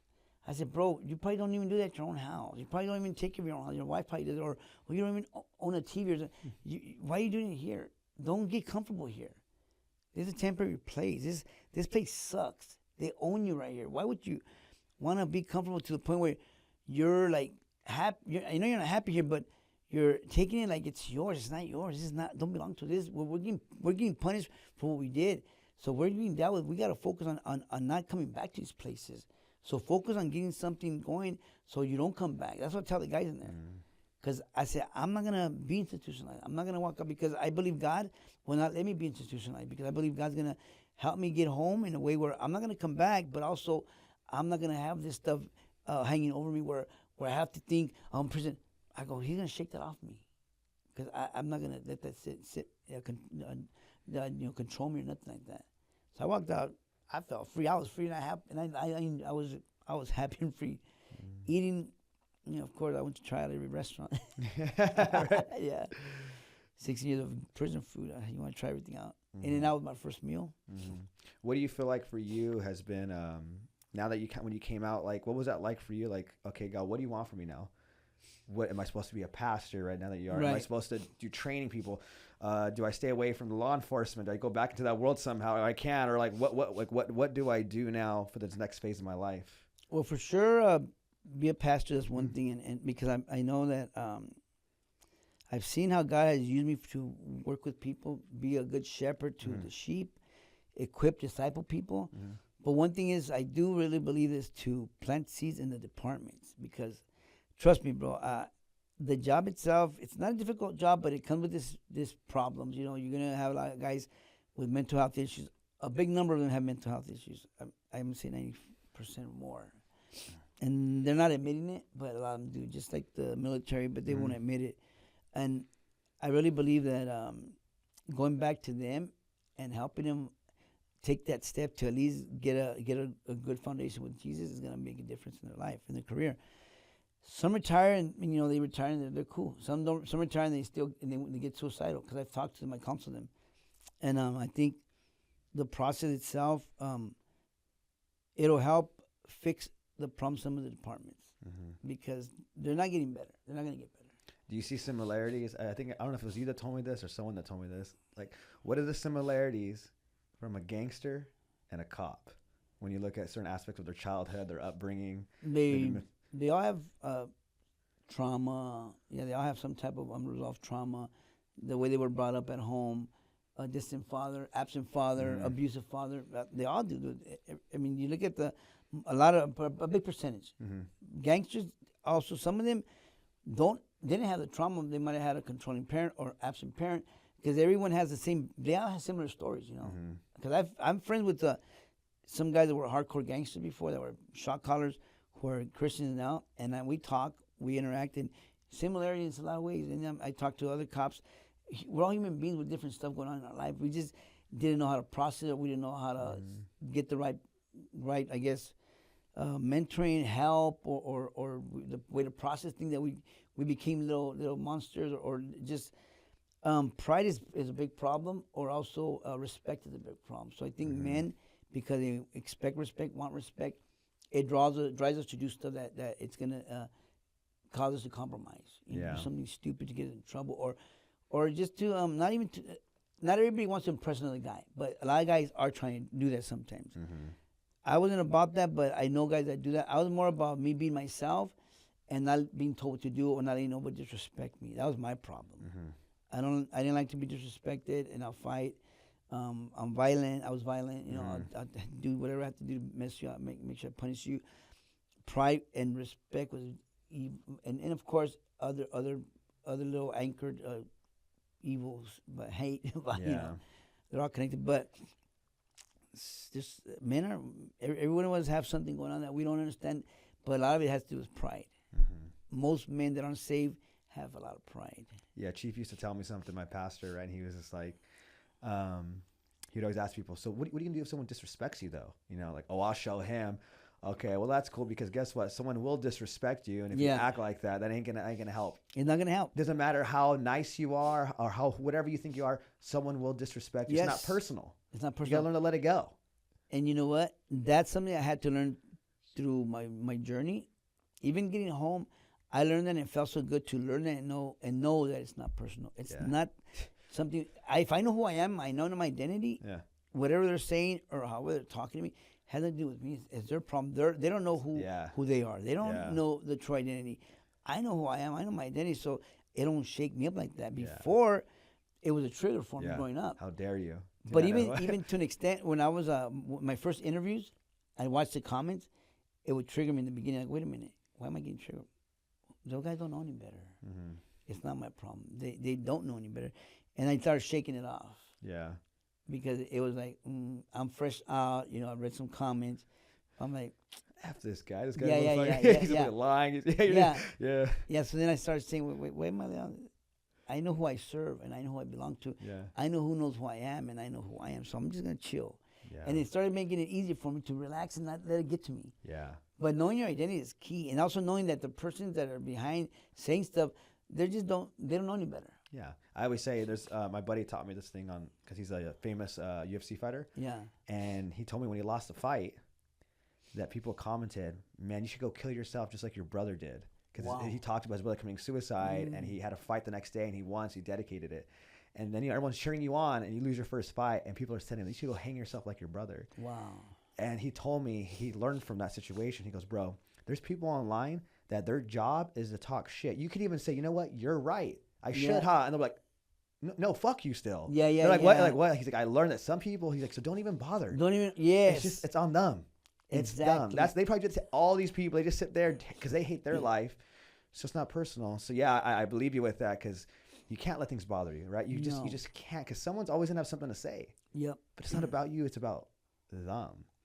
So let me ask you this. On Ruben's hard days now, right? Because again, we're human. Yeah, right. yeah. We still have these things we deal. That's why I always say in the Bible talks about the thorn, right? And Paul's neck, right? Yeah. That's what kind of keeps us humble. Right. You know, God knows, hey, I can't just remove everything perfectly. You still need to lean on me. So you're still gonna have little struggles with your emotions. On your hard days, what does this look like for you? Like, does the old Ruben thoughts come up? Like, oh, here are these thoughts again. God. No, you know what? The good thing, there's no like, what do you call it? When the scale where the needle goes up, you know, like on the volume control, the thermostat, or thermostat. Yeah. For me, I don't have that. That's nowhere in there no more because God killed that stuff in me. He killed it. The only thing that I feel like if I say something, it's because I'm saying something out of anger, but I'm not gonna act on anything. You know? Like if I say something on a drive, what an idiot. That's to me. Okay, he was a dummy what he did, and then I'll say, well, you know what? I'll start self-talking to myself.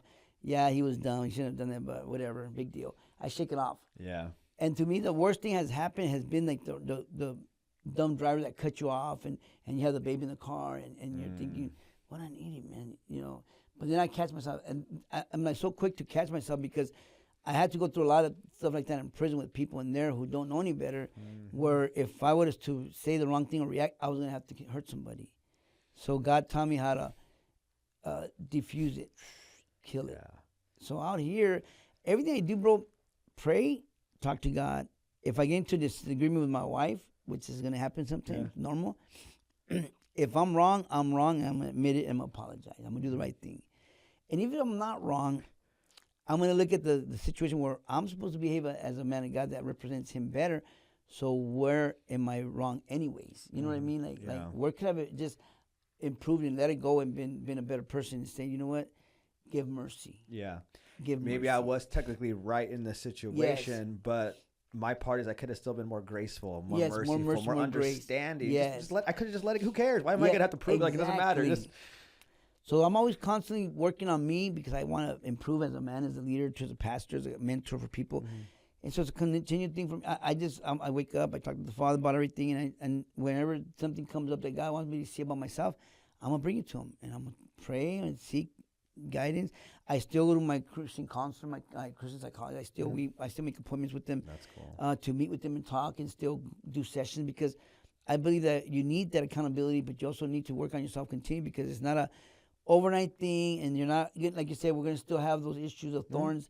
We're still going to be dealing with certain things that might resurface that you didn't even know was there. Yeah. And you want to be aware, and you want to know that, hey, don't let that be a stumbling block. Don't let that thing it's like boxing. If you keep dropping your jab, the more you drop it, the guy's going to see that opening, going to start cracking with right hands. So my walk with God is like that. I'm like, where am I? I don't want to give the enemy any opportunity. The enemy has already taken advantage of me for too long. He's used me for too long, and I already messed up relationships because of my old ways. I've ruined relationships. I ruined people. I hurt people. I said, I don't want to give that opportunity to the enemy no more. And so I'm going to continue. Like, I messed up a lot that I want to do better now in every way. So I'm conscious of these things. And there's that saying, right? Those who are forgiven much, love much. And that's me. And it's so true, right? People got to remember, where there is a God, we got to remember there is a devil. Yes. So what does that mean? You got to have your armor on, because if you're not constantly working on yourself with God is your coach, your mentor, your guide, your sponsor, whatever. And then God gives you people, like you said, I got my psychologist. Yes. And I love that you do that, because I think a lot of times you see what happens in spiritual communities. Sometimes people, I say, they get like too spiritual and they forget, like, hey, no, you still got to do work on yourself. Yeah, I got it, God. Okay, that's like me saying I just need God and I never have to work out and I'm gonna have a six pack. Because God's gonna just go give me wash. When I pray for the six pack. It's like, no, you still got to put in the work. So I love that, right? You're like, I still see my psychologist, like, because I got to put in the work. I'm a damaged person. I had a lot of things. There's a lot of work to do. A lot. And then now I maintain it, but also new things come up. You know, you get married, you have a kid now, and this new version of you. What new things come up? Like, wow, how do I deal with this thing? I have first time in this. Yes. Let me see how to navigate this, because I don't know what's happening. And so I love that, right? I think it's a very important thing for people in the spiritual communities, right? Christians, like, hey, go to church, read your Bible. But hey, if you need a therapist, go get a therapist. Go get help. Don't ignore it. Don't think. There's people that are very well trained and they know what you're going through. They know what you need because they've been through it and God's given them the tools. Go to those people. The reason I have more tools now is because of what I did and went through. And then I went to the right people, and then they helped me get more equipped. As I healed, I got more equipped. Now you can help other people. Now I can help other people. You got knowledge and understanding. Yeah, and it's powerful. But the thing is, there's people that have been to the professionals that don't have the training or tools that can't help them, and then they have the doctorates, but then they can't do nothing for them. They'll come to me, and God will deal with them, and He'll heal them. You know. Yeah, and that's what they say, right? Why do alcoholics help? Why are ex-alcoholics the best types of people to help alcoholics? Because we just get it. You get it. We just get it. Like, we just understand it emotionally. Mm-hmm. You know what I mean? That's why, like, a normie, right? And amazing people, but even normies. And I tell my wife all the time, I go, I can easily manipulate you. I can make you think I can have a drink again. And I've done it as a joke. And she's like, oh, yeah, I think you should be fine. I'm like, no. See, that's what I mean. You. Yeah. That's what I mean. As an alcoholic, you know us, we're like, you're stupid. Like, go ahead and do it then. Tell me how it goes.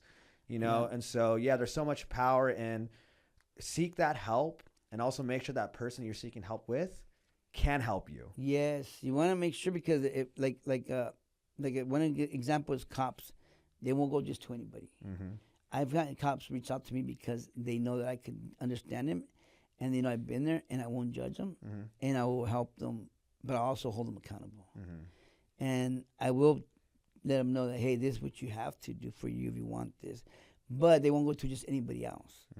And they were not going to go just to a psychologist, anybody that's never been in their shoes. And just like you, I'm guessing when you went through your process of healing, you start looking for the right people that can relate to you and understand you. Oh, yeah. Have been through it, too. Can be like, because then if I go to the wrong person, they say something stupid, I'm going to be like, man, get out of my face. Yeah. That's why my sponsors for my recovery and addiction, but my sponsors weren't molested as kids. So when I'd hear a guy share that story, it was like, hey, how did you forgive? Yeah. How'd you let that go? How do you live with that? You know what I mean? Because I'm like, you get it. This therapist has never, just because they read about it, you don't get it. But they don't get it. It's the same thing, right? You find those people. Yeah, I had to go through that. I had to look for the right people, because I got disappointed with a lot of leaders and that were in churches, running big churches, who had no tools, couldn't help me. And I'm like, man, get out of my face. How are you going to help your own congregation? You can't even help me. Yeah. So I would get mad. I'll get mad at God. Yeah. What's wrong with you? Why would you put him there? With your people. Give me the right people. And then he'd put the right people in my path, and I'm like, okay, cool. And then I'll be like, feeling like, well, can you bring him back? And then I felt like he was saying, well, I trained those people, so why don't you just trust me too now? You could trust me too. Yeah.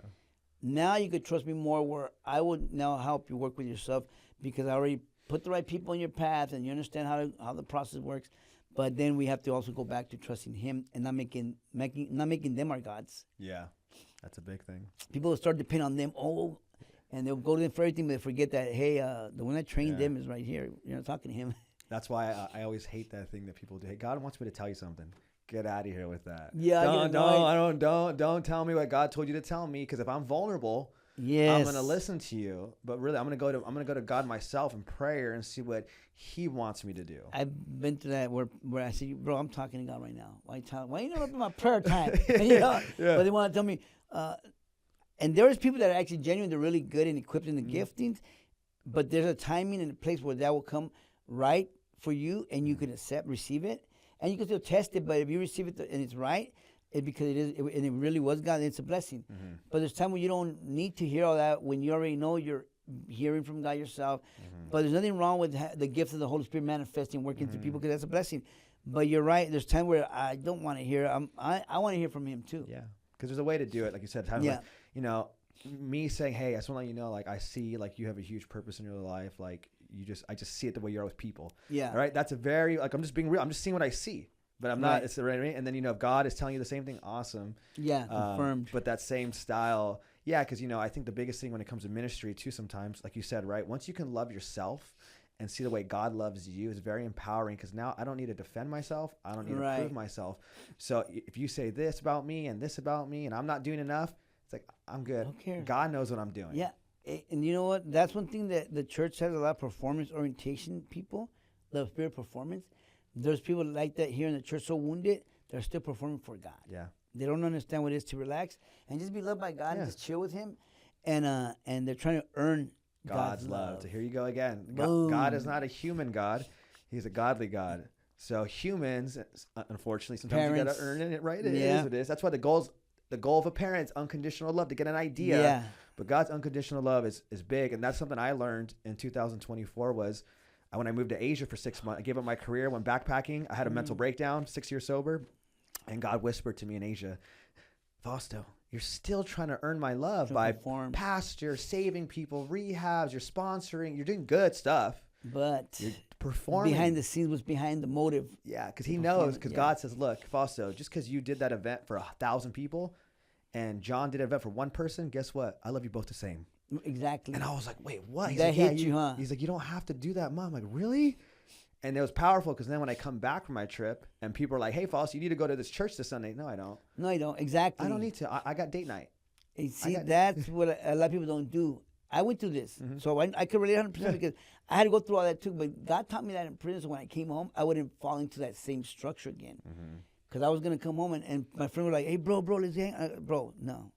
You 16 years away and now you want to be my buddy and hang out with me? No, I'm cool. And I try to tell people, the main thing is you have to take care of yourself first. Yeah. And don't please people. Don't go out there and burn yourself out because of that. And that's what happens. So yeah, when people tell me to do this, I go, I'm gonna hang out with my baby and my wife or whatever, my kids, because that's the main thing. Your family first. Get your house in order. Your house in order. Your And ministry. you know that, right? Your first ministry is home. And people get that mixed up. My ministry is the church, and then it's my family will follow. A lot of pastors, their homes are so damaged and the kids are so rebellious because the pastors had made the church priority and they forgot their wife and kids, and they're not happy. They're miserable. And you hear it all the time. That's why you hear people like, I don't believe in God no more. Why? Because my dad was a pastor. Exactly. And the way I saw the household. Yeah, and my dad, the real truth. Yeah, so then I was kind of like, if this is the God stuff, like, I don't want no part of it. Yeah. Unfortunately, it's sad. It's like that. Yeah. I've seen it. Well, I love that. Well, Ruben, I just want to say, before we get to the speed questions, just, thank you again for coming out. We definitely want to bring you on for more because there's so much to talk about. Yeah. I love it. And for these speed questions, we ask everybody this. You answer in about a minute each. What are 3 books you'd recommend to somebody that can completely change their life? Somebody's same thing, right? They just got out of prison. They had this whole thing. Now they're starting their journey with God. What are 3 books you'd recommend to somebody? Transformation of the Inner Man from John and Paula Safford. Really good book. Details. The other one is Crisis in Masculinity. Mm. That's another good book for a person to really dig into. And the other one is the Bloodline of Generational Curses, How to Break Generational Curses. that's good. Bloodline, that's what it's called, by Johnson. I love that. Those 3 books. I like those are 3 books we haven't heard of yet in this podcast. Really That's good perfect. books, bro. What was one single mindset shift that completely changed your life? Mindset shift. 100% is understanding that unconditional God's love, that I don't have to earn it, Mm-hmm. and the fact that no matter what I've done and did, and I'm still growing and healing and all that, He still loves me. And no matter what I'm trying to do or not do, He loves me. I learned that in the SHU when I was in the SHU 5 years. I could sit in this cell, like you were saying, and not read the Bible, and not do it. He's still going to love me. I could sit in the cell and read the Bible for 5 hours. He's still going to love me the same. Mm-hmm. So there was time where I'm going to chill today. I'm going to read the Bible for 5 seconds. And then so I didn't read it, but he's still, but then, of course, I know why I was reading it, because I wanted to learn it for the right reasons. No more was I trying to read it to please God. Right. I'm going to do a chapter every day. Yeah, 2 yeah. chapters every day. I'm going to So read the fastest. Yeah. The unconditional love of God has the one that might change everything. No, I love that. Yeah. What is the worst piece of advice someone's ever given you?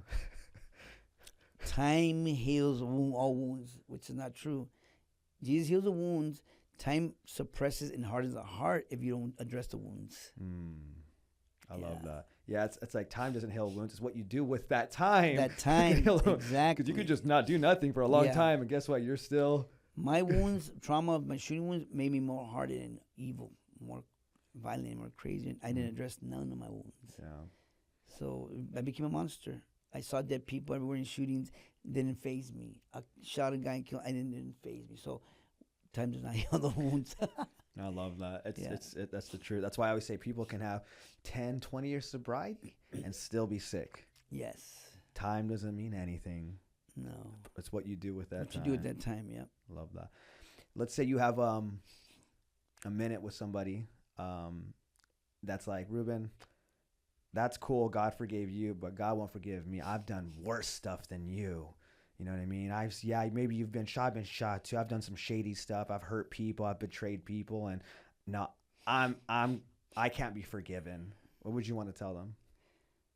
I would tell him that I'm so sad that he doesn't understand that that's not true what he's believing. That's a big lie. That he's believing a big lie. It doesn't matter what he's done, because the work that Jesus did on the cross for him covers all his sins. It doesn't matter what sins, the ugliest sins in the world, he still died for that sin. He died for every single sin that exists. And the fact of the matter is him understanding and believing it. The biggest, hardest thing is for you to believe that you can actually be forgiven for being a monster. A lot of people don't understand that. And really, I've met people like that say, well, I'm glad I heard your story because I didn't do as bad things as you did. So if he forgave you, he forgave me. And I'm like, yeah, it's good. I said, I'm glad he could forgive you. But if you're done worse than me, he could still forgive you. Mm-hmm. Trust me. Because there is no like number of sins or what type of sin. Because there's people in the Bible that did worse things than us too, and they were forgiven. Mm-hmm. And I go, it's a matter of you accepting it. Mm-hmm. And you have to believe in your heart. Yeah, I think the biggest thing, right, is know that you can be forgiven, but don't forget there's still worldly consequences for your actions.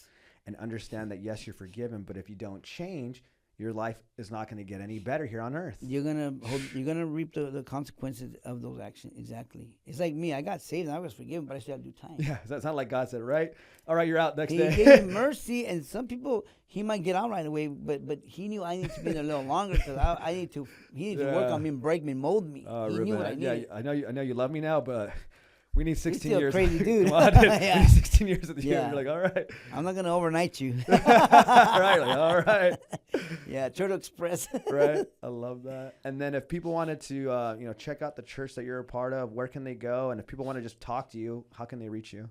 They can reach me at my Instagram is Faith Built Warrior. Mm-hmm. My Instagram. I don't normally know if the church I go to is called Cross Point in Temecula. That's the church I'm going to be a bilingual pastor there real soon. That church is in Temecula. You guys can go there and fellowship. It's a good church.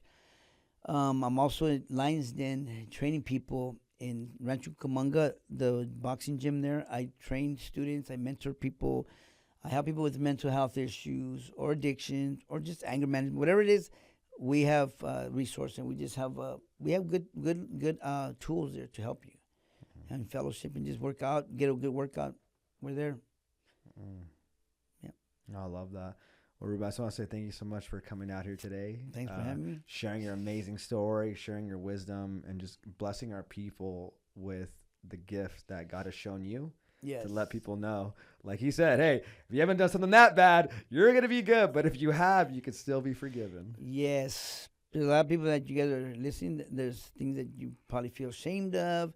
Probably haven't forgiven yourself. That's the worst thing. If you haven't forgiven yourself, it's really sad because Jesus already forgave you. You just have to receive his forgiveness, but you also have to take the step to forgive yourself because it's not fair that he's forgiving you, but you're not forgiving yourself. Mm-hmm. And it's messed up.